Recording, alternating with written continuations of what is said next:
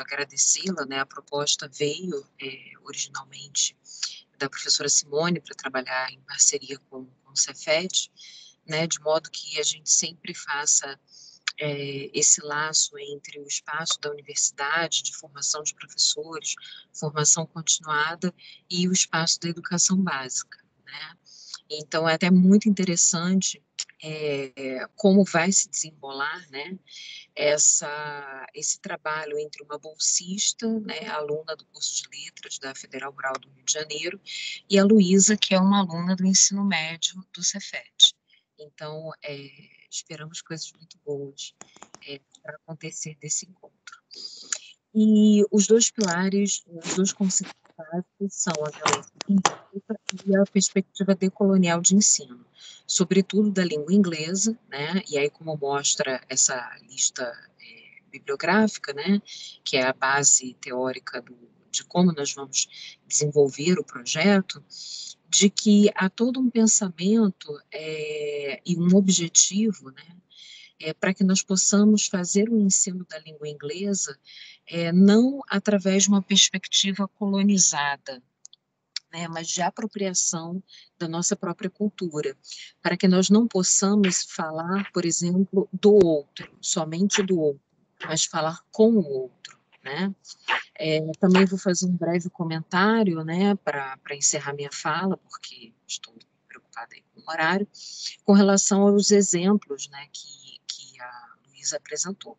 Então, no primeiro, a gente tem uma apropriação para a nossa própria cultura, né, de um símbolo que circula, né, que é aquele símbolo do feminismo, né, a apropriação das nossas raízes, quando falamos do nosso cabelo, né, de como é a característica do brasileiro, nisso, trabalhando em sala de aula, por exemplo, um vídeo que está em inglês, que pode ser usado perfeitamente com propósito pedagógico para aprender vocabulário, gramática, enfim, e a questão da violência simbólica. E aí, para fechar, o ponto principal do porquê, né, da junção desses dois tópicos para a produção de material didático, ele advém de uma necessidade que nós notamos na sociedade atual de discussão, né, sobre o quanto sofremos cargas violentas, né, através de representações simbólicas, né, na linguagem, através de memes, através de falas, através de podcasts, através de tantas coisas.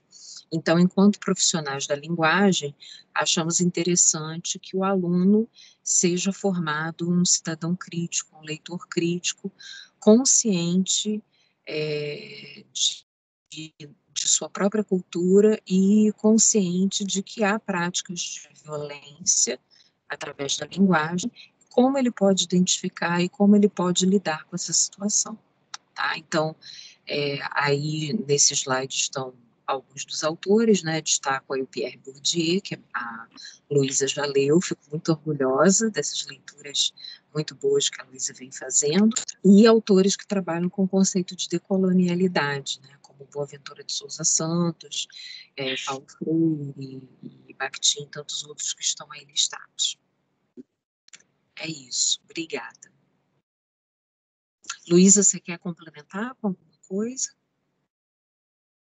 Não, já acabou, já. Eu não vi ali, né? Ah, isso eu vi. Muito obrigada, professora Renata, a Luísa, pela apresentação. Acho que foi ótimo o assunto que vocês trouxeram. No nossas lives da biblioteca, a professora Renata já teve a participação e já fez uma grande contribuição em relação a um pouquinho dessa temática, e eu acho que é muito necessário para a gente poder tratar. Tá? Muito obrigada, às duas. E aí vamos passar para a próxima apresentação. Antes de passar, eu vou pedir para todas as pessoas que tiverem com seus microfones abertos, puderem fechar, por favor, e mantê-los fechados, tá? As perguntas, eu peço, por favor, que vocês coloquem no chat. Das 3 apresentações, eu vou encaminhar a pergunta para cada apresentador, ok? O Leandro, que é o monitor dessa sala, no final, faltando 30 minutos para fechar a sala, ele vai disponibilizar a lista de presença, tá? Nossa próxima apresentação será quem vai apresentar é o projeto Abraço Cultural. O tema é a questão dos refugiados em foco, entrevista com participantes do projeto Abraço Cultural. Quem vai apresentar agora será a Tatiana. Por favor, Tatiana, se você quiser. Tatiana Rodrigues. Oi, gente, boa tarde. Obrigada pelo convite, é um prazer estar aqui nessa semana de extensão do Cefet. Meu nome é Tatiana, eu sou coordenadora gerencial do Abraço Cultural do Rio de Janeiro. Eu vou apresentar o Abraço rapidamente, um pouquinho do que é o projeto, qual é a nossa ideia, e vai ser até bacana, porque vai conversar um pouco com a proposta de colonialidade que a Renata e a Luísa trouxeram, então eu fiquei bem feliz, inclusive depois a gente pode trocar algumas informações. E aí depois a professora Iriana Moreno, que é professora de espanhol no Abraço, ela vai trazer um pouquinho a experiência dela aqui no Brasil, como migrante, como refugiada, e o que eu combinei com a Júlia, que foi quem entrou em contato comigo, que a gente teria mais essa possibilidade de troca mesmo para a pergunta, que eu acho que é mais rico. Então eu vou começar a apresentar rapidinho.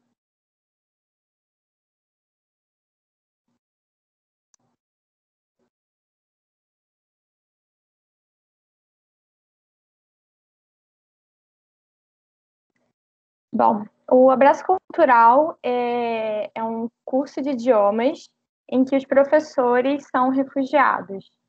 E a ideia surgiu de uma necessidade a gente, na verdade, viu que estava chegando muito refugiado aqui no Brasil e que havia uma dificuldade de inserção e de integração, tanto cultural, social, quanto econômica, e havia algumas barreiras, né? Algumas barreiras, o idioma é uma delas, e a falta de informação também, e aí é difícil, às vezes, acessar o mercado de trabalho. Então, a gente teve uma ideia dessas pessoas que chegam no Brasil com toda essa cultura, toda essa bagagem de vida cultural, linguística, e essa riqueza para poder dar aula do idioma e da cultura delas. Então, a nossa ideia foi criar um curso de idiomas que, ao mesmo tempo, valorizasse pessoal, né, como pessoa, valorização individual e cultural dos refugiados e refugiadas que moram aqui no Brasil, mais especificamente no Rio de Janeiro e em São Paulo, que é onde a gente atua atualmente. E com essa valorização, com esse empoderamento, isso gerasse renda para os refugiados e que eles pudessem trocar com os alunos, né? A gente trabalha muito com essa ideia de troca, de que o professor está ali para ensinar, mas ele também aprende e vice-versa. Então, para a gente é muito importante esse espaço possível de troca e aprendizado. E aí, para os alunos, além do idioma, a ideia é que a gente apresente esses idiomas por meio de culturas diferentes. Culturas tanto dos países dos professores, quanto de outros países, outras culturas, outras referências de culturas não hegemônicas de países do sul global. E com isso, a gente consegue quebrar barreiras culturais, quebrar estereótipos e preconceitos. E aí a ideia é que a gente faz o processo seletivo com os candidatos, né, refugiados e imigrantes em situação de vulnerabilidade. E é importante que a gente além do curso, a gente também é um espaço de formação e capacitação profissional e pedagógica, porque não é fundamental, não é necessário que as pessoas que trabalhem no Abraços tenham formação acadêmica em letras ou pedagogia. Então, é necessário ter tanto uma formação inicial para entrar em sala de aula, quanto uma formação continuada. E isso é bem bacana, porque, além de tudo, a gente acaba formando profissionais nessa área de educação, de alguma forma. E aí, os cursos no Abraço são... A gente fez um modelo de negócio, que são cursos mais acessíveis, cursos de idioma mais acessíveis, e normalmente, isso para a gente é muito importante, porque normalmente o mundo de língua estrangeira, ele é mais elitizado, principalmente alguns idiomas, do tipo francês, então a gente também sempre teve em mente de fazer um curso de idioma com toda essa questão social, cultural, mas que fosse mais acessível para a comunidade, para isso ter um impacto maior, a gente conseguir fazer com que o ensino de idiomas saísse dessa bolha de pessoas mais privilegiadas que normalmente conseguem pagar. E é muito bacana porque, e aí o projeto acabou, a gente é um curso, é uma ONG e um curso de idioma, e quem mantém a ONG é o curso. Então a gente consegue ter uma sustentabilidade financeira com o valor cobrado dos cursos. A gente até participa de editais e tal para algum projeto específico, mas é muito bacana. A gente não recebe nenhuma doação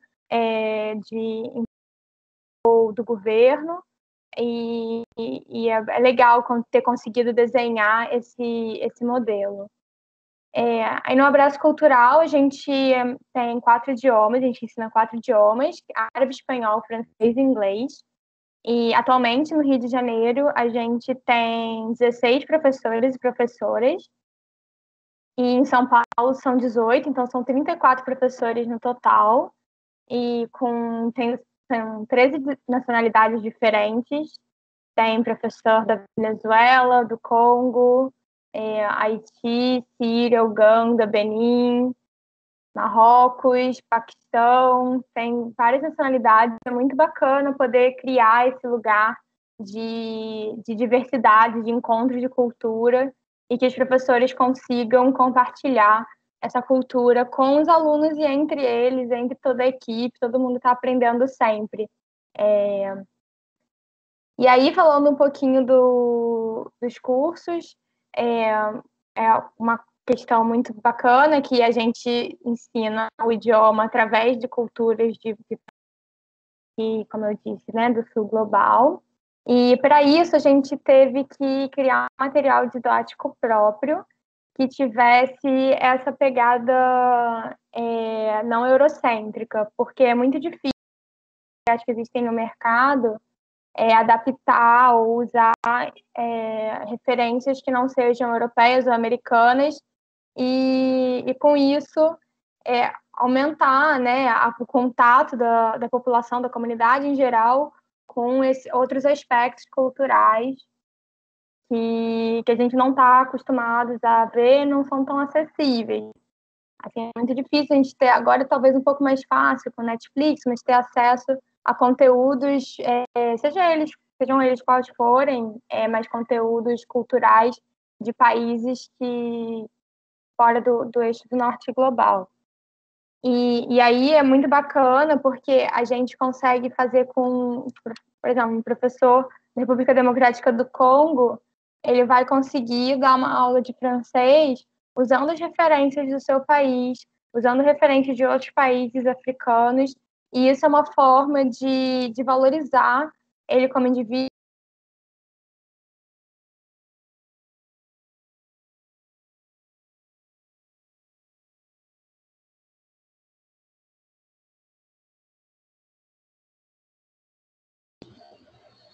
Tatiana, acho que travou o seu som para a gente.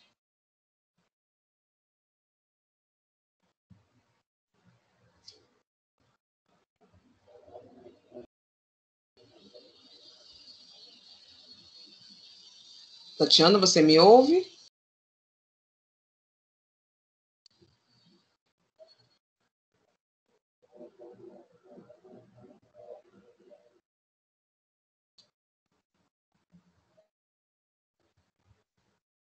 Acho que caiu a conexão dela. Deixa eu conferir aqui.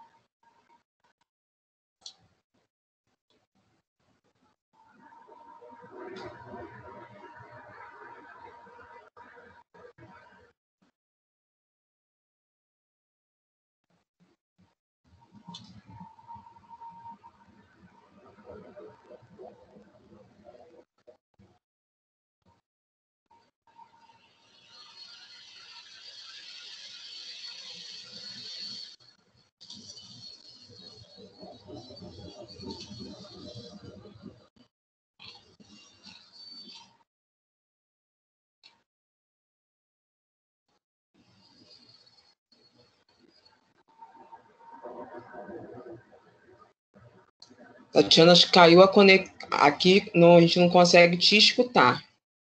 Você consegue escutar a gente? Se você puder, me responde pelo chat, por favor.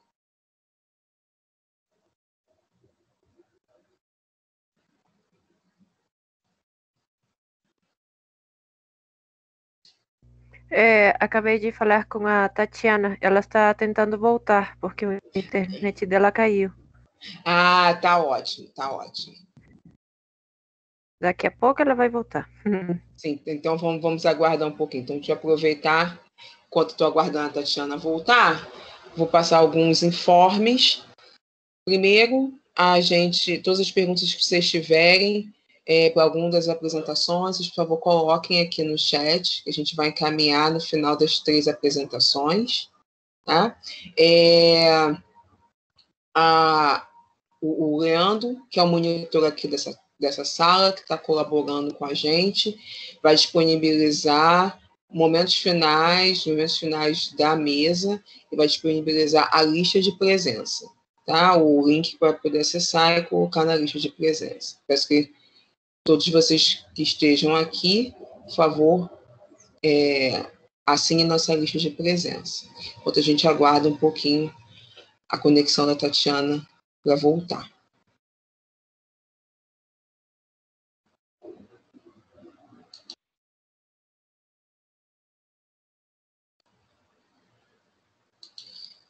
Então, já que a Tatiana está com um probleminha, antes dela voltar, a próxima apresentação, vocês querem adiantar? Vamos fazer enquanto a Tatiana volta e ela retoma a fala dela.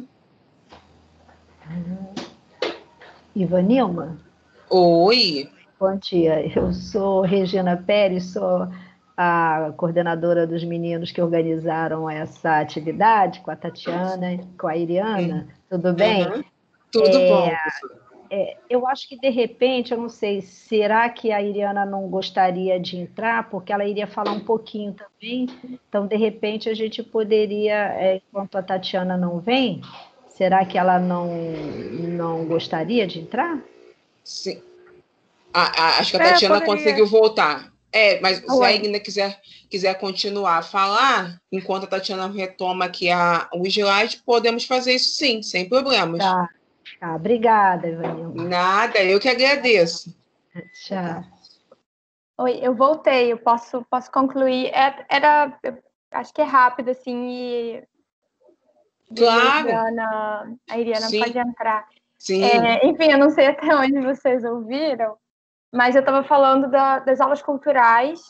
Eu acho que foi nessa parte que tem, além do material didático, ter as referências de países do sul global, a gente também tem as aulas culturais que são não só dentro de sala de aula, mas a gente faz eventos abertos ao público com cultura, né? Assim, e aí a gente tem diferentes formatos de evento, diferentes temáticas, e é bem bacana, assim, desde algo mais expositivo e com debate, tipo uma palestra sobre a situação política no Congo, ou sobre músicas em geral do Oriente Médio, assim, música contemporânea do Oriente Médio, debate sobre literatura africana, ou então, às vezes, a gente tem, por exemplo, aula noite árabe com aula de Dabke, que é uma dança típica da Síria, e aí alguém toca um instrumento, e a gente convida pessoas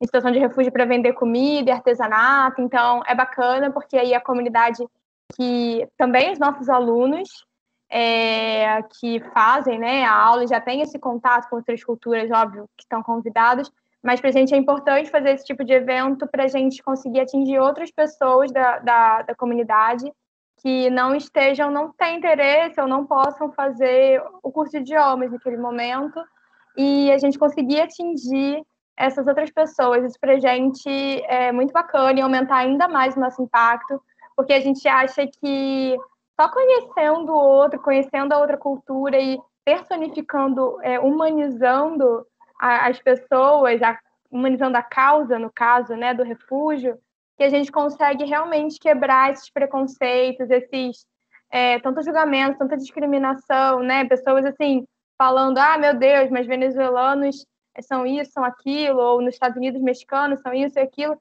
e às vezes a pessoa nem nunca falou com um refugiado, um imigrante, para ver a perspectiva e ver que eles são pessoas com necessidades, com desejos, com sonhos e com muita vontade e capacidade de contribuir também para o desenvolvimento da nossa sociedade, do nosso país. E aí para a gente é muito importante assim, fazer essa troca. Por isso é muito importante esse convite, né? Falar com vocês, que são alunos do ensino médio. É incrível, a gente adora poder falar com pessoas que vão ser os futuros líderes, gestores do país, para poder sensibilizar e trocar e tirar as dúvidas e tirar essa imagem de que imigrantes só roubam o emprego e só é gasto, né? Acho que nós como sociedade temos um dever de acolher essas pessoas, principalmente refugiados, né? Que são pessoas perseguidas por conta de nacionalidade, etnia, pensamento religioso, ou então, né? Que tem um país com grave violação de direitos humanos. E eu acho que é isso. Quem quiser conhecer o Abraço Cultural, a gente tem site, tem página no Facebook, no Instagram. A gente tenta também trazer cultura de outras formas. A gente tem um blog, tem um perfil no Spotify, com várias playlists de músicas temáticas, assim, de músicas do Sul Global, são bem legais.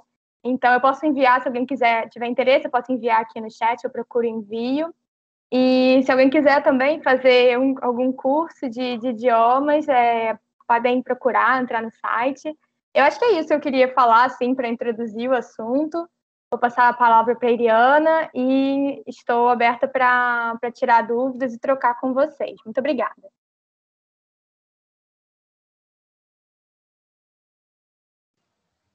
Obrigada, Tatiane. Vou passar a palavra para a Iriana. Iriana, vou pedir para você falar em 3 minutinhos, tá? Que é o que está sobrando para vocês da apresentação. Ok, não tem problema não. Boa tarde para todos, para as quase 60 pessoas que estão me ouvindo. Obrigada pelo convite. Nada, assim, eu acho que a Tati falou muito. Eu vou falar da minha experiência. Eu sou venezuelana, eu cheguei aqui ao Brasil há quase 1 ano e meio. No começo, os primeiros trabalhos que eu teve foi trabalhar vendendo comida do meu país em feiras de refugiados. E o segundo trabalho que eu teve foi trabalhar dando aula particular de minha língua, né, o espanhol. Então, foi quase no final do ano passado que eu me encontrei com Abraço Cultural. Eu posso falar sério mesmo que, para mim, Abraço Cultural tem sido uma experiência ótima. Abraço Cultural, para mim,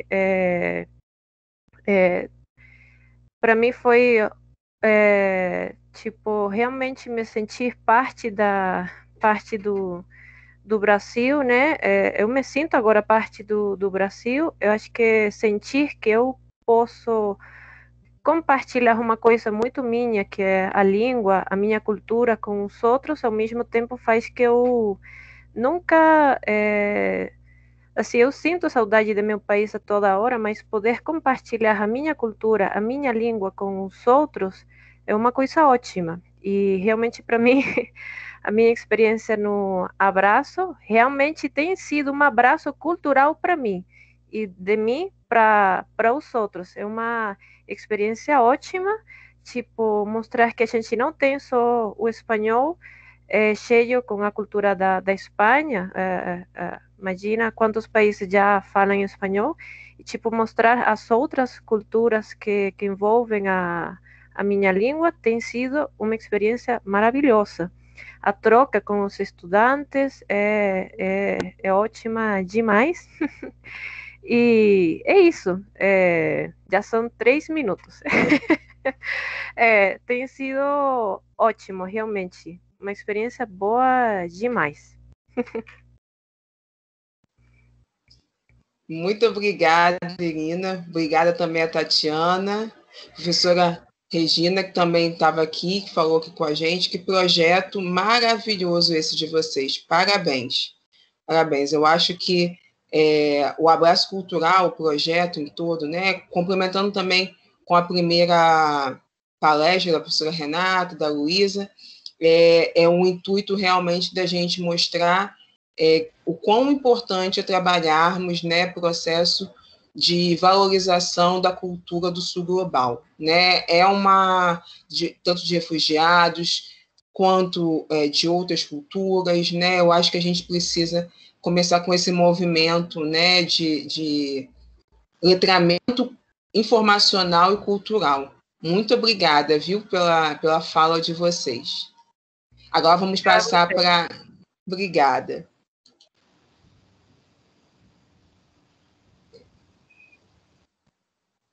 Vamos passar agora para a próxima apresentação. A apresentação tem o título Ação Solidariedade, Apoio Emergencial a Estudantes e Servidores Terceirizados do Cefet-RJ, Campus Nova Friburgo, no cenário da pandemia decorrente do Covid-19. Os autores são Alessandra Mitty Spalanzi, espero ter falado certo, Daniel Gomes Ribeiro, Daiane Fernandes Amaral, Oliveira Moreira e Soraya Vanderoski, espero ter falado certo também, Toledo. Perdão se por acaso em algum momento eu errei o nome de alguém. Boa tarde, eu sou a Rafaela, uma das coordenadoras do projeto. Eu fiz uma gambiarra aqui para vocês conseguirem me ouvir e me ver, não sei se deu muito certo, porque eu estou acessando pelo computador e pelo celular, porque eu vou fazer a apresentação pelo computador, mas eu estou sem webcam no computador. Se vocês não estiverem me ouvindo bem, eu posso usar o fone pelo computador. Mas se não, estou te ouvindo bem, a gente continua assim, tudo bem? Pode continuar, que a gente está te ouvindo direitinho. Boa tarde para todos. Eu queria parabenizar os outros trabalhos, são trabalhos maravilhosos, assim, até envergonhada, de certa forma, porque o nosso é mais uma ação social do que um trabalho de extensão, né? Então, assim, a gente também é muito feliz com tudo que a gente viveu, né, ao longo desse ano. Foi um trabalho que, embora a gente pense que, assim, não tenha feito tanta coisa, talvez tenha feito o que a gente mais precisava nesse momento de pandemia, né, que é essa questão do apoio às necessidades mais básicas, né, às vezes. Eu vou só um minutinho, vou configurar meu celular para ele não ficar apagando a tela, porque eu acho que a minha imagem deve estar sumindo toda hora para vocês, né? Tá, de vez em quando some a sua imagem, entra só a foto. Eu vou só configurar para ele não desligar a tela.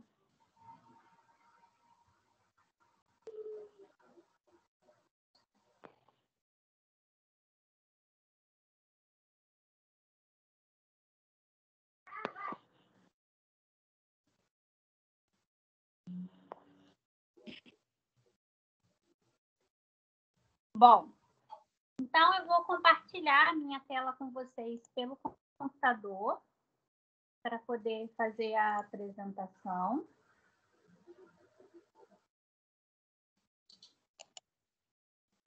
Vocês veem minha tela? Tudo direitinho para vocês?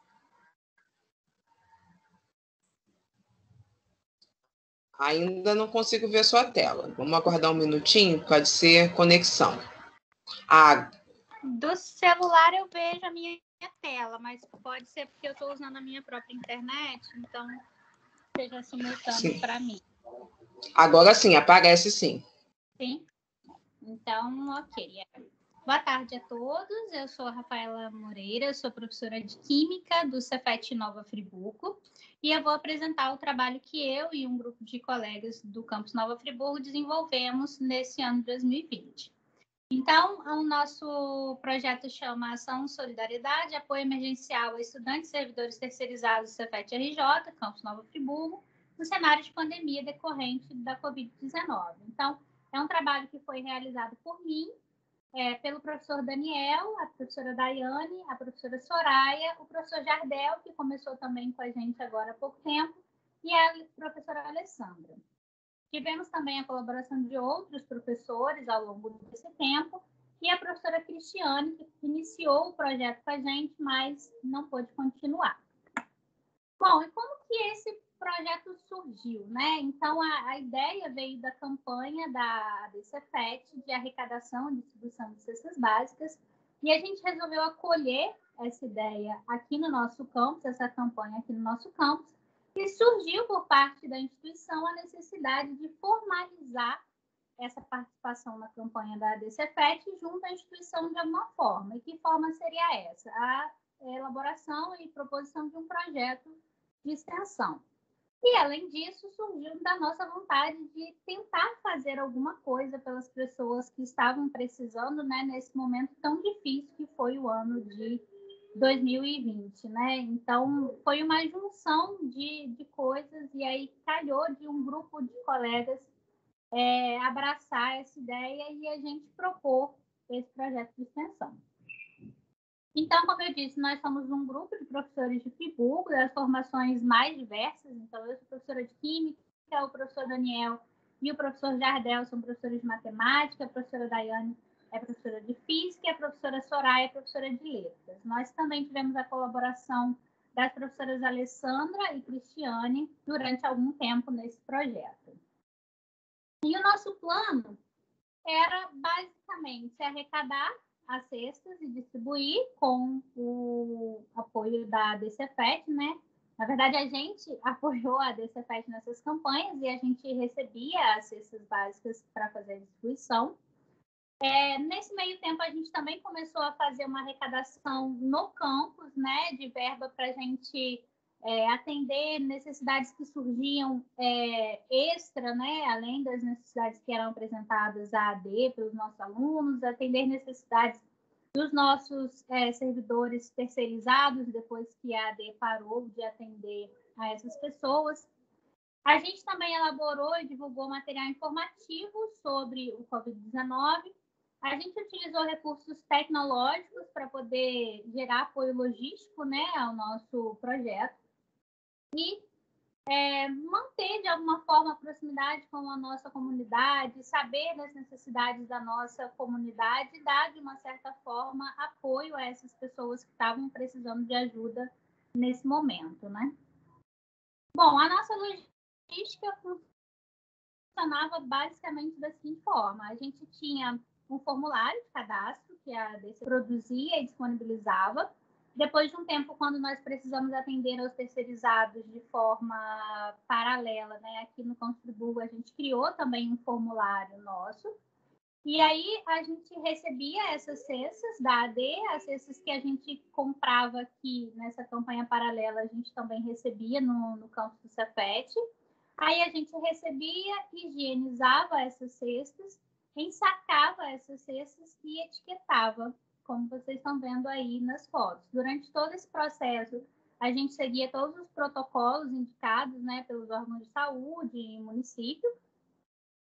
Depois, a gente pegava essas cestas e dividia essas cestas entre os docentes que participavam do projeto e dividia por rotas, de acordo com os bairros mais próximos ou cidades, que a gente atende Friburgo e as cidades vizinhas, né? Alunos que moram nas cidades vizinhas a Friburgo. Então, a gente dividia por rotas, de acordo com proximidades de localidades, e cada docente entregava no seu carro uma quantidade de cestas. Por que a gente decidiu entregar em casa e não pedir que os alunos retirassem no Cefet? Então, primeiro porque aqui a gente tem essa facilidade, né, de ser uma cidade pequena, de as distâncias serem menores, então facilita essa possibilidade de poder estar entregando nas residências.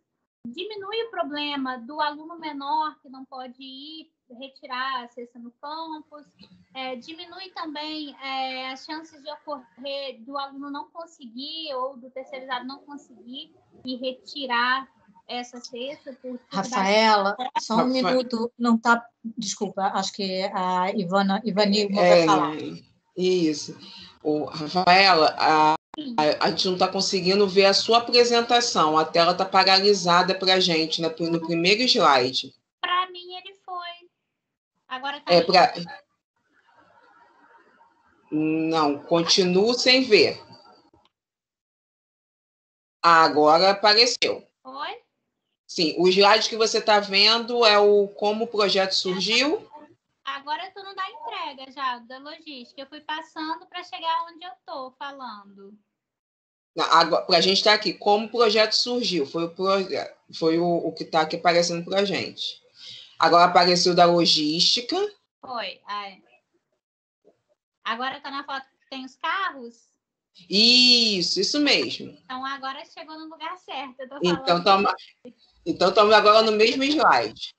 Perfeito. Então dá certo. Para mim estava funcionando, porque eu estava no modo apresentação e para mim estava indo. Como eu não consigo ver a tela que está aparecendo no Teams, eu achei que, na medida que eu fui passando, tinha ido. Qualquer coisa eu posto depois da apresentação no chat, porque aí vocês conseguem ver os slides que não conseguiram ver até agora. Eu ia pedir exatamente isso a você.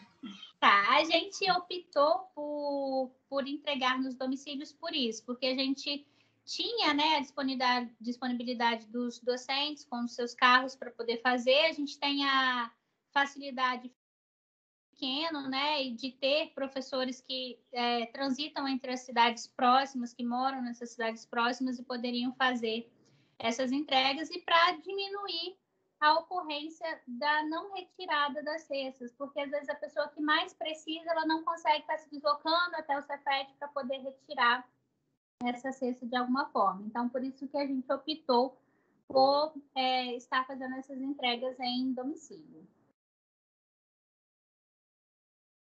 A gente fazia a entrega dessas cestas e a confirmação, né, a forma que a gente encontrou de registrar essas entregas foi fazendo uma lista de assinaturas, onde a gente preenchia o nome do aluno, a numeração da cesta que tinha naquela etiqueta que eu mostrei para vocês, e a data em que foi recebida e a assinatura.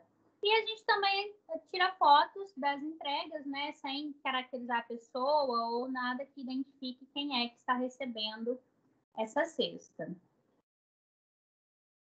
Bom, até o momento, né, estamos quase no fim do ano, quase encerrando o projeto, mas até o momento nós conseguimos distribuir 39 cestas básicas em maio, 53 cestas básicas mais kits de higiene em junho, 60 cestas básicas em julho, 69 em agosto, 73 em setembro, 57 em novembro. Além disso, a gente também conseguiu arrecadar doações de roupas, calçados e outros itens de necessidade básica para algumas pessoas que demonstraram essas necessidades ao longo desse tempo, né? Nós também fizemos esse panfleto informativo, que é um panfleto que fala sobre o Covid de uma forma geral, sintomas, como a pessoa pode se proteger, como fazer higienização dos superfícies, objetos, alimentos, contágio, o tempo de sobrevivência do vírus, de acordo com a superfície, como preparar uma solução de hipoclorito para poder realizar a asepsia, dicas, né, de como se cuidar nesse período e também dicas do que fazer, né, para também estar mantendo um certo equilíbrio emocional nesse período. E eu acho que outra coisa importante que a gente conseguiu fazer foi ter a interação desse grupo de professores tão heterogêneo, mas que funcionou tão bem. A gente conseguir fazer essa extensão junto, né, com a nossa comunidade, num momento tão difícil, conseguir fazer essa extensão um pouco glamourizada, mas tão necessária nesse momento difícil, né? Conseguir ir lá no que a pessoa está precisando de mais básico, né? Então, eu acho que isso foi muito importante, a gente conseguiu estar mantendo com a nossa comunidade, conseguiu estar detectando as necessidades da nossa comunidade nesse período. Então, eu acho que isso também foi uma das coisas mais importantes que a gente conseguiu fazer, né? Conseguir estar ali junto dos nossos e vendo o que eles precisavam nesse momento. A gente quer agradecer, né, a vocês que estão aqui assistindo. Eu aproveito também para agradecer ao Cefet por aqui em Friburgo abrir as portas para que a gente possa estar realizando o projeto. Agradecer a todos os professores que colaboraram com a gente durante esse tempo. Agradecer a professora Alessandra e a professora Cristiane que estiveram com a gente no início do projeto. E a todos os envolvidos. Agradecer também aos alunos e a todas as pessoas a quem a gente conseguiu alcançar por terem a coragem de dizer que precisam, né? Porque por muitas vezes a pessoa precisa e não tem a coragem de dizer que precisa, né? Então fica aí o nosso muito obrigada, o meu muito obrigada por todos que estão aqui assistindo essa apresentação agora. E é isso.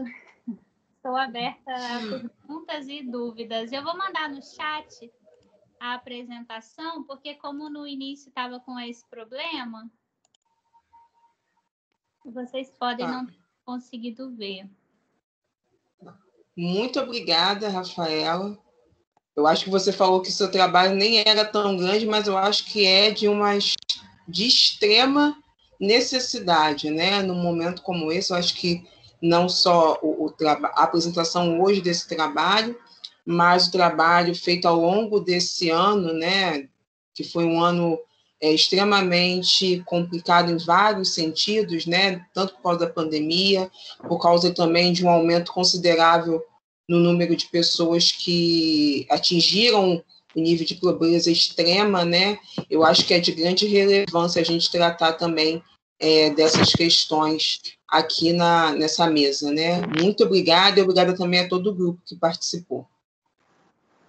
Obrigada a vocês. Eu mandei aí no chat a apresentação.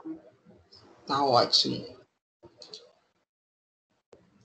Olha, vamos abrir agora para as perguntas. Eu vou consultar aqui o chat, mas eu vou começar com uma pergunta primeiro para a professora Renata e para a Luísa. Qualquer uma das duas pode responder, tá? É uma pergunta minha mesmo. A pergunta é: como nós, né, enquanto dentro de uma escola, enquanto educadores, podemos iniciar, né, essas práticas de educação decolonial, né? Eu acho que é muito pertinente, mas eu acho que às vezes a gente fica um pouco perdido em relação do como começar, né, de como dar os primeiros passos. Oi, Nilma, obrigada pela pergunta. Eu vou responder e aí, se a Luísa quiser complementar, né, fica à vontade, tá, Luísa? Eu acho que em primeiro lugar, um exercício a ser feito, né, sobretudo quando trabalhamos com o ensino da língua inglesa como língua adicional. Porque é uma tradição muito forte, né, de pensarmos a língua inglesa sempre no eixo Estados Unidos, Inglaterra, né, aquela velha pergunta: o seu inglês é britânico? Quando, na verdade, a gente já trabalha já há muitos anos dentro da perspectiva de ensino da língua inglesa como uma língua global. Mas aí uma série de questões, né? Como é que a gente entende esse global? Gostei muito do trabalho da Tatiana, quando eles falaram que desenvolvem o próprio material didático, que é a proposta daqui do projeto que a professora Simone, eu e a Luísa, né, estamos desenvolvendo. Então, esse seria um início, né? Fazer com que o aluno entenda, através, por exemplo, do material didático, de que ele pode ter uma compreensão auditiva com uma pessoa grego falando inglês, um afegão falando inglês, dialogando, né? O uso de vídeos no YouTube com pessoas de países, né, diversos falando a língua inglesa. Então, acho que essa visibilidade, né, já nos mostra que a questão global da língua inglesa e de que nós que estamos aqui no Brasil, né, que nós que pertencemos às vozes aqui do Sul, também nos apropriamos dessa língua para falar sobre a nossa cultura, né, para falar com eles sobre a nossa cultura e estabelecer esse diálogo. E aí, para terminar, acho que minimiza muito o que muitos alunos sentem, né? Porque ainda se ouve isso hoje em dia, né? Mas eu tenho sotaque, né? Eu tenho sotaque, eu gostaria de não falar com sotaque, mas assim, é nossa identidade. E isso já mudou também. Então, acho que parte de uma conscientização do aluno, que vai perpassar pelo material didático, pelos tópicos a serem trabalhados em sala de aula também, né? Como a Luísa apresentou aí, o curta-metragem seria um exemplo. Então. Luísa, você quer complementar alguma coisa? Não, acho que a senhora falou tudo muito bem. Então, tá bom. Eu vou agradecer muito a Luísa, ela é excelente, faz umas leituras aí que me deixam muito orgulhosa e vai dar tudo certo. Muito obrigada. Obrigada, Renata, pela resposta. Muito interessante. Vou passar agora a pergunta para a Tatiana e para a Irina, tá? Como é feito o primeiro contato entre o curso e os professores? Posso responder. Em um primeiro momento, a Braço Cultural aqui no Rio, a gente começou no final de 2015 e as turmas começaram em 2016. Então, em um primeiro momento, a gente buscou parceria com uma instituição, que era a única instituição que trabalhava com refúgio no Rio, que era a Caritas. Agora já tem outros projetos, outras instituições que fazem, inclusive, apoio jurídico, administrativo, além do apoio social. E aí a gente apresentou o projeto para a Caritas, um projeto que já tinha começado há 6 meses em São Paulo, e aí eles entraram, em um primeiro momento, eles entraram em contato, assim, divulgaram para a rede deles, de pessoas em situação de refúgio, solicitantes de refúgio e refugiados, né? E aí as pessoas falaram a hora marcada e a gente acabou, assim, entrevistando as pessoas. E aí esse movimento foi feito algumas vezes, de falar com a Caritas, e a Caritas ser a principal ponte, assim, entre os refugiados. Mas agora, já tem uns 3 anos, assim, a gente já tem um reconhecimento da própria comunidade refugiada. Então, a gente recebe muito currículo por e-mail, tem uma parte no site que Seja um Professor, então a pessoa pode fazer, se cadastrar, e a gente entra em contato quando a gente tem processo seletivo aberto, e a gente divulga nas nossas redes e pede para os nossos professores e parceiros divulgarem também. E aí, assim, agora as pessoas chegam de diferentes formas, e tem muita gente, às vezes, que entra em contato com a gente porque conhece algum refugiado, solicitante de refúgio, aí conheceu o projeto. E a gente não tem tanta capacitação, assim, formação inicial. Normalmente ela acontece uma vez por ano, entre o final de um ano e o início do outro, para os professores começarem a dar aula. Mas aí depende muito da demanda que a gente está tendo de alunos. Agora a gente tinha uma unidade na Tijuca e a gente, enfim, né, pré-pandemia, abriu uma no Largo do Machado. Então isso proporcionou a possibilidade da gente contratar mais pessoas. E aí, no último processo seletivo, que inclusive foi o que a Iriana entrou, a gente optou por fazer um processo seletivo unicamente para mulheres, porque a gente tinha uma disparidade de gênero na equipe de professores. E aí, para tentar compensar isso, a gente fez esse processo só para mulheres. E, assim, foi muito legal.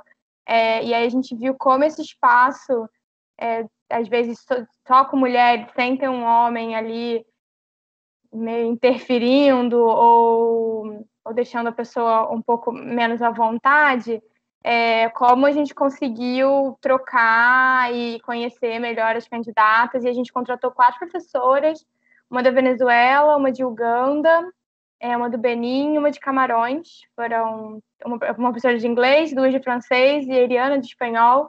Então, foi muito bacana. E aí, agora, esse processo é bem mais orgânico, assim, da gente entrar em contato e dos candidatos entrarem em contato com a gente. E a gente faz um processo, assim, né, uma pré-seleção, e aí vai marcando as etapas do processo. Se a Iriana quiser acrescentar alguma coisa, como foi participar, né, desse processo, Iriana? Agora sim. Para mim foi muito bom, e a coisa que eu acho que mais gostei foi a preocupação do abraço, em fazer como seria, um bom treinamento, tipo, explicar para a gente os diferentes jeitos de ensinar uma língua. Eu acho que as dúvidas que a gente teve nesse processo, todas foram respondidas. Então, gostei muito. Acho que é um time bem profissional. E uma das coisas que eu sempre gostei, que eu gosto até agora, é o jeito e não sei se está certo, profissionalismo deles falar com a gente. Eu nunca me senti diferente ou menos que ninguém, sabe? Sempre senti que a linguagem, nas conversas que a gente tinha e tem até agora, sempre estão no mesmo nível. E uma das coisas que eu agradeço muito. Que ótimo. Professora Renata, você pode fazer a pergunta. Ela me pediu aqui no chat, pode abrir se você quiser. Tá bom, Nilma, obrigada. Bem, uma pergunta é para a Tatiana, né, e a outra pergunta é para a equipe de Friburgo, né, porque tem várias pessoas aqui apresentando, aí quem puder responder. Então, a pergunta para a Tatiana e para a Iriana também, caso ela queira responder, seria a seguinte: eu fiquei pensando na questão da língua portuguesa para quem chega também, né? Eu não sei se vocês sabem, mas o Cefet Campus Maracanã tem um projeto, né, de receber, né, alunos de outros países, de acolhimento. Não sei agora como está no momento da pandemia. E a UFMG tem um projeto de ensino de língua portuguesa para imigrantes, né, dentro do conceito de ensino de língua portuguesa como língua de acolhimento, né? Então, eu queria saber como foi ou como está sendo assim, esse contato desses professores com a língua portuguesa. E a pergunta, né, para a equipe de Friburgo seria o seguinte: eu entendi que quer dizer, sei que é uma parceria, né, com a DCFET, que é maravilhosa, né, só quem participa, assim, sabe da necessidade das pessoas e de como essa ação ela é tão necessária, né? E eu não compreendi se tem alunos participando, eu acho que sim. Aí vem minha pergunta. Vocês em Friburgo pensam em continuar um projeto de arrecadação e doação de alimentos por um tempo mais prolongado do que propõe a DCFET? É isso, obrigada. E parabéns a todos os trabalhos. Obrigada. Vou pedir para a Irina começar a responder primeiro e depois a gente passa para a Rafaela. Ok, deixa eu ver se eu entendi. aqui estou vendo as perguntas. Eu migrei ao Brasil o ano passado, né? Eu falei que estou aqui há quase ano e meio, mas eu já conhecia o Brasil, eu já tinha vindo para cá no 2013 de férias, então a experiência é bem diferente, né? Vim para cá de férias e outra para migrar. Depois que eu vim para cá no 2013, eu fiz aulas de português na Venezuela. Eu fiz aulas lá, mas com certeza eu posso falar para vocês que tudo que eu tenho aprendido no momento que eu cheguei até agora tem sido bem mais, né? É realmente bem diferente. E o contato com a língua, para mim, com o português, tem me ajudado muito para dar aulas de espanhol. Do mesmo jeito que eu penso as coisas em português, eu sempre penso como é que o aluno que está aprendendo espanhol, ele percebe o espanhol, né? Então, aprender o português, enquanto eu dou aulas de espanhol, tem sido uma ferramenta ótima. E, no segundo lugar, qual imagem você tinha do Brasil quanto ao acesso aos imigrantes e refugiados? Olha, realmente, assim, quando eu vim para cá, não estava pensando muito nisso, mas pelo jornal e as notícias que a gente tinha das pessoas migrantes ao Brasil, a única coisa que eu tinha é que eles realmente eram bem acolhidos. Não tenho até agora notícias de xenofobia tão ruins enquanto a outras experiências de outros países, por exemplo, Peru ou o Equador. Então, isso. E ainda quando não tinha notícias, enquanto eu tenho estado aqui no Brasil, não tenho sofrido de alguma experiência do tipo ou alguma coisa ruim. Realmente, pelo contrário, estou muito grata com todos vocês. Eu acho que é isso. Não sei se faltou alguma coisa. Tá ótimo. Obrigada, Irina. Agora vou passar a palavra para a Rafaela. Então, a gente tem alunos participando do projeto, né? E agora temos alunos participando do projeto, né? Nós tivemos a intenção de alunos, principalmente alunos do curso de licenciatura em Física, em colaborar, mas a delicadeza do momento, né, em ter que adentrar o campus, então a gente precisa de autorização para adentrar o campus, a gente precisa ter certeza de que as pessoas que estão lá participando da ação não fazem parte de grupo de risco, no risco, né, sai das nossas casas para fazer tipo de ação, e optou, né, por essa série de fatores complicadores, né, que isso traz, não ter, no momento, alunos participando do projeto. E com relação à pergunta sobre ter intenção de continuar projeto dessa natureza depois do encerramento das ações da AD, então, pelo menos parte dos professores com os quais eu já conversei, a gente fica muito frustrado, né, em encerrar uma ação dessa, porque a gente sabe que a necessidade das pessoas não acabou, né? O ano está acabando, as nossas atividades estão voltando, um pouco de ritmo de vida normal está voltando, mas a gente sabe que a necessidade das pessoas continua aí ou está até maior, né? Porque quem perdeu o emprego dificilmente conseguiu arrumar outro nesse período, e aí a situação só vai se agravando, né? Então, a gente fica com o coração partido. Eu não sei, a gente ainda não conversou sobre isso, para ser bem sincero, porque acho que a gente tem até um pouco de medo de conversar sobre isso e talvez acabar encarando uma coisa mais difícil, que seria fazer campanhas independentes durante um período mais longo, né?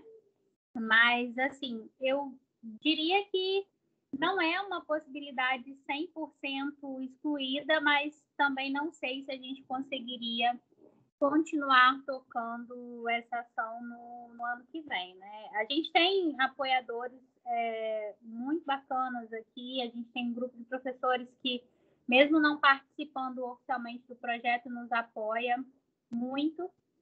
Então, assim, vontade não falta. A gente não sabe se a gente vai conseguir viabilizar, né, algum tipo de ação após o encerramento das ações da DCFET.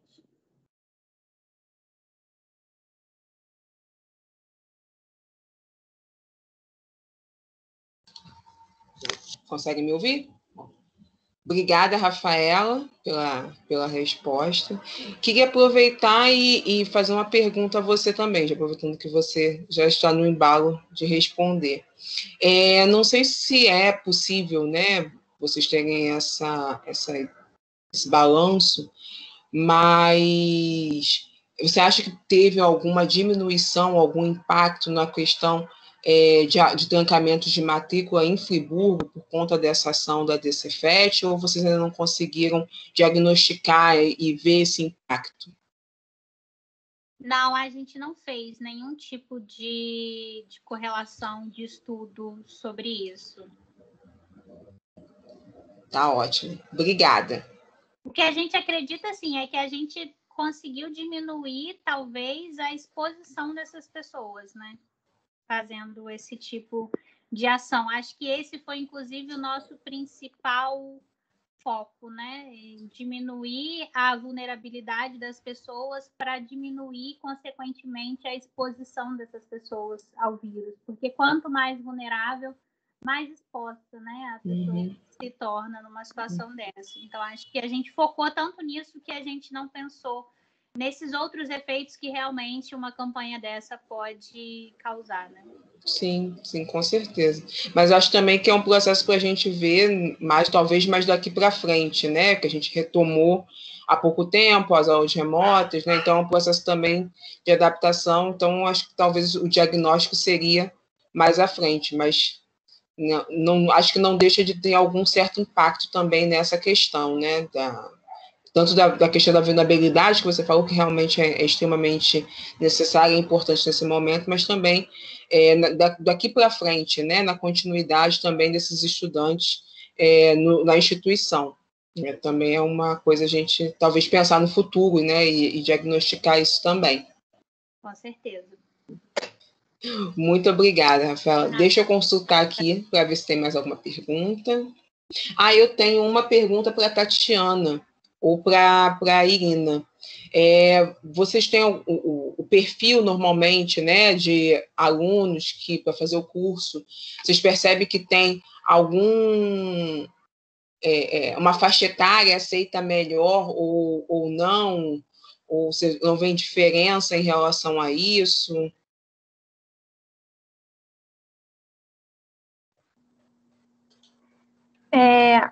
A gente é um curso voltado para adultos, né? Então, a gente só aceita pessoas a partir de 16 anos.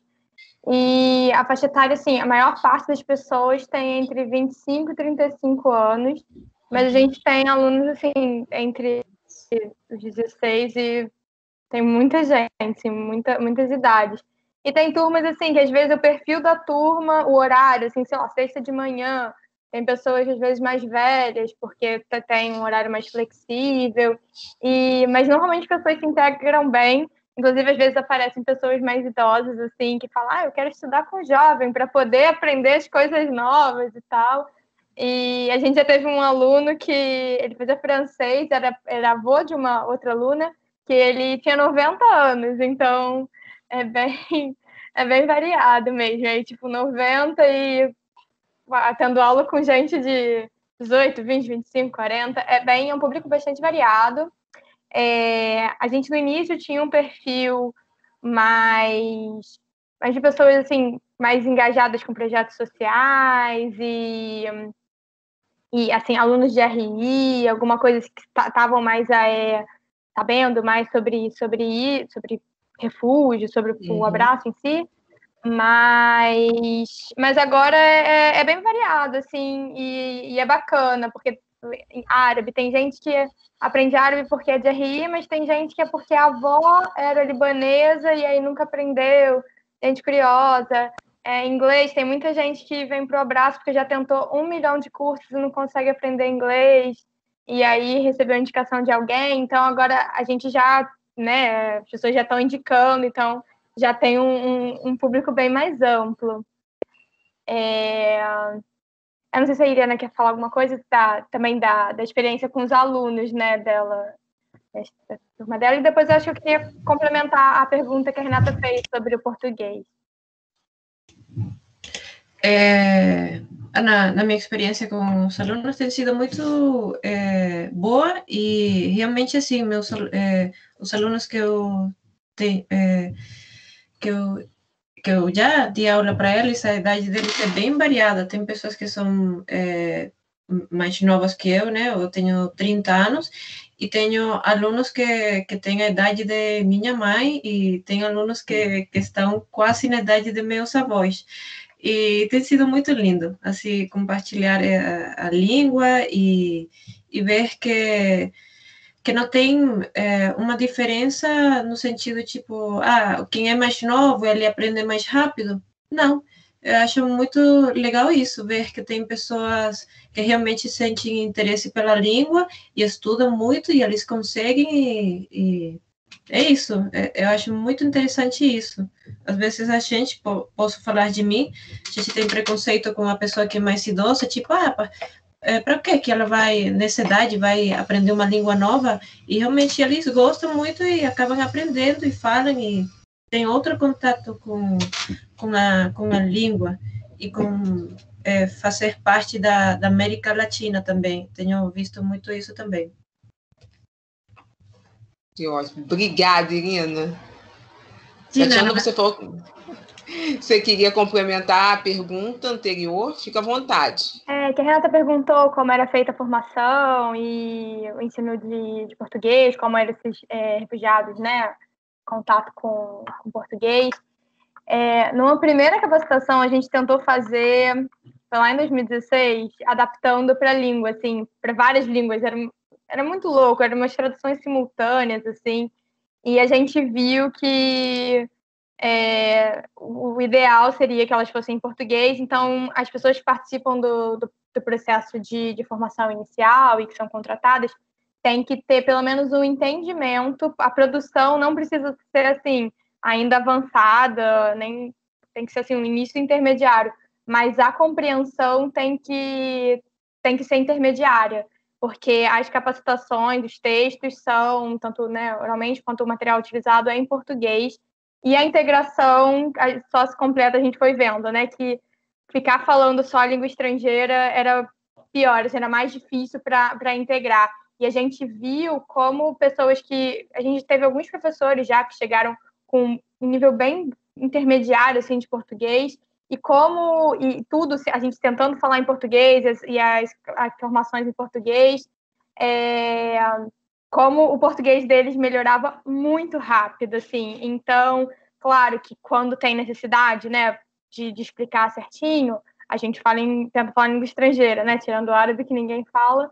E é até curioso, porque as nossas aulas, eu vi o nome do Maurício ali, eu já vi que ele era aluno de aula particular, ele fez um comentário. As nossas aulas é meio paradoxal, porque ao mesmo tempo que é bom, é importante os professores saberem português, porque isso também é necessário para a integração na comunidade, na sociedade, né?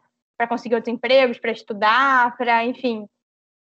As aulas no Abraço são todas em língua estrangeira desde o primeiro módulo. Então, assim, o professor não tem que saber português para dar aula, porque as aulas são em língua estrangeira. Claro que no primeiro módulo, assim, sempre tem, no segundo, às vezes o professor acaba tendo que, em alguns casos, alunos têm muita dificuldade falando português, mas não é a regra. Então, tem gente que entra assim e pergunta, mas o professor fala português? E a gente fala, ele fala, mas ele não vai falar em sala de aula. Então, é um pouco paradoxal.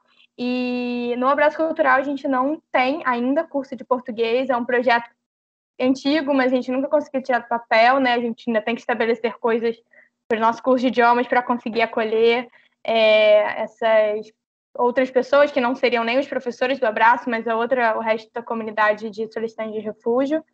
Mas hoje em dia já tem outros projetos que não só a Caritas, que tem uma parceria com o ERJ, que dão aula de português, mas essa questão, né, da língua de acolhimento, acho que é muito importante. Inclusive, a Caritas de São Paulo tem um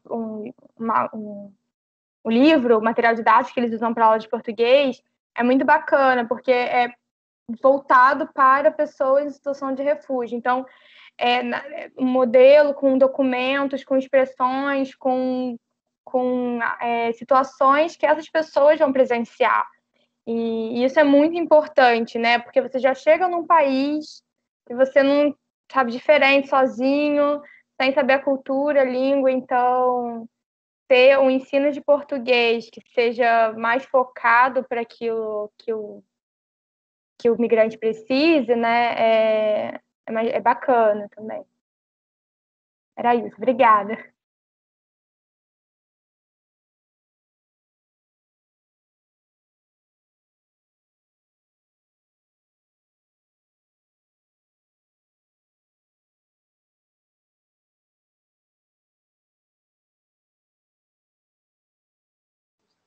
Agora eu voltei a falar. Eu estava falando, o microfone está desligado. Acho que complementando o que você falou agora no final, importante também dessa questão que você falou é o acolhimento do próprio imigrante, né? Na verdade, eu acho que o trabalho que vocês têm desenvolvido é também um acolhimento, né, no sentido dele se sentir em casa, né, por mais difícil que seja, porque a gente está num país diferente, a gente tem várias dificuldades, né? Vindo refugiado, eu acho que aumenta ainda mais, né, essa questão. Então, eu acho que é uma questão também de acolhimento, né? A língua é uma questão de acolhimento também, né? Então, acho muito importante essa questão que vocês falaram, né? Do próprio aprimoramento dele poder falar a língua dele e acaba desenvolvendo, né? Porque a gente aprende muito mais. A língua, na verdade, é uma troca, né? A gente conversando, a gente dialogando, a gente acaba desenvolvendo habilidades para conversar e para desenvolver. Então, eu acho bem interessante isso que você falou. Por fim, eu queria, encerrando já, estamos quase terminando aqui a nossa mesa, agradecer primeiro imensamente a Rafaela, a Ilina, a Tatiana, a Renata e a Luísa por essa mesa tão calorosa e tão proveitosa, né? Eu acho que todos nós ganhamos muito, né, com essa conversa, com esses trabalhos que vieram aqui, né?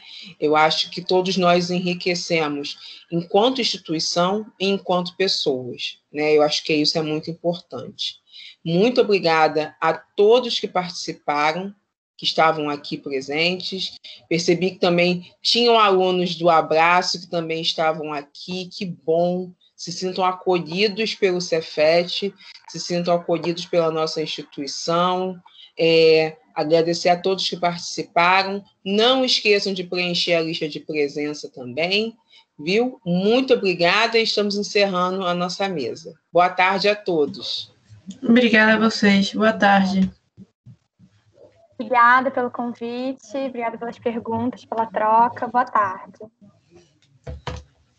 Obrigada também a todos pela atenção, pela troca, pelos trabalhos que vieram antes, que foram maravilhosos de assistir também. Boa tarde a todos.